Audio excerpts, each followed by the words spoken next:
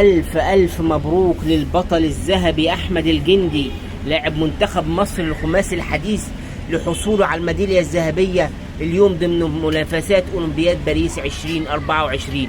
حصد الجندي الميدالية الثالثة للبعثة المصرية في أولمبياد باريس بعد التتويج بالميدالية الذهبية، وحطم الجندي الرقم القياسي العالمي في منافسات الخماسي الحديث بعدما جمع 1555 نقطة خلال مشاركته في منافسات اليوم.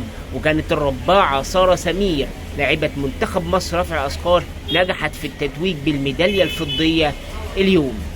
وسبق الجندي وسارة لاعب منتخب مصر للسلاح محمد السيد عندما حقق الميدالية البرونزية. ألف ألف مبروك للنجم الكبير أحمد الجندي اللي رفع راية مصر ورفع النشيد المصري في باريس لأول مرة.